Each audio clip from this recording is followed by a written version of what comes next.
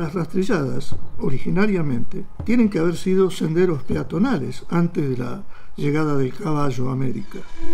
Rastrilladas, el concepto en sí es una palabra que aparece para referenciar aquellos caminos generados con los grandes arreos de ganado del siglo XIX. ¿Y usted se acuerda que a los caminos se eligieron rastrillada, la huella, el camino? Huella. Yo siendo chico, teniendo 12, 13, 14 años, veía esos pozones en el campo, lugar muy seco. Pensaba, correr agua por acá no podía ser, un río no podía ser. Siempre me pregunté y me informaron que eran las antiguas rastrilladas. Bueno, acá se ve un poco más, como más la parte cóncava, que esta rastrillada obviamente ha sido de todo este ancho que vemos acá, ¿no? Unos 12, 15 metros de ancho. Entonces había otras rastrilladas que eran principales, que eran mucho más anchas, pero que a su vez tenían también o conectaban lugares mucho más distantes, ¿no? Sin duda hay rastrilladas principales y secundarias, y lugares donde no hay rastrilladas porque no hay que llegar o porque hay que evitar. Tenemos muchos indicios desde por lo menos el siglo XI de permanentes contactos de ida y vuelta y presencia de poblaciones transcordilleranas en territorio pampeano. Este es otro mapa general donde están los yacimientos arqueológicos prehispánicos y ha sido un lugar sumamente buscado y reutilizado en el tiempo.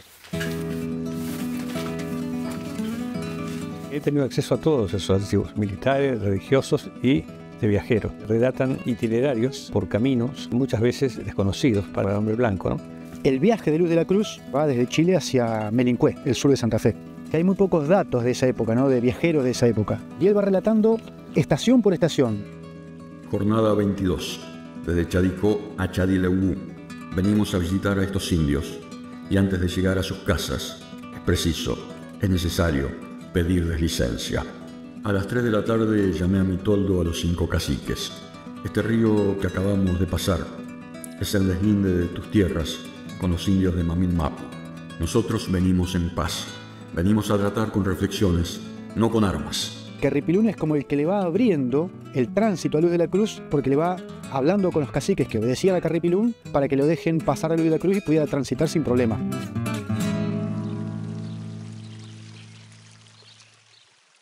El tema de los capitanejos es bastante complicado porque a veces los capitanejos atacaban a los huincas y mientras tanto el longo principal había firmado un tratado. Firmar con uno no le garantizaba que no iban a ser atacados porque eran muy autónomos. Carripilón irrumpe en la pampa y comienza a hacer alianza con los grupos que habitaban en el país del monte. Hemos avisorado más de 10 tratados entre el gobierno argentino y los distintos caciques ranqueles. Estudiar los tratados implicó estudiar la dinámica social, política y también lo que se negociaba en términos económicos y territoriales. Cada partida del ejército que ingresa en la década del 70, generalmente les roban ganado, a veces asonan los toldos, llevándose el ganado, pero también familias. Y ahí uno va desentrañando la gran puja que había entre los caciques después de la zanja de Alsina, que empieza a ser una especie de muralla, ¿no? Ya donde era más difícil acceder para sacar gran cantidad de ganado. Entonces, grandes terratenientes de Chile eran compradores fuertes de ganado que sabían que venía robado. La campaña ya por Roca la hizo en dos partes. Una campaña preliminar con expediciones punitivas que le decían ellos.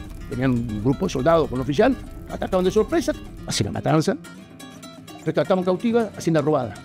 Para nosotros el primer pampeano es el cazador de Casa de Piedra. No nos fundaron los coroneles de Roca. Los coroneles de Roca son represores que vinieron a invadir una tierra habitada.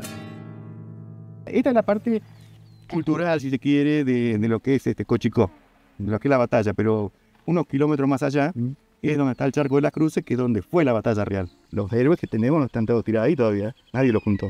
Chancamil se merecía otra importancia, como lo que fue. El último grito de libertad de los ranqueles fue ese, Chancamil.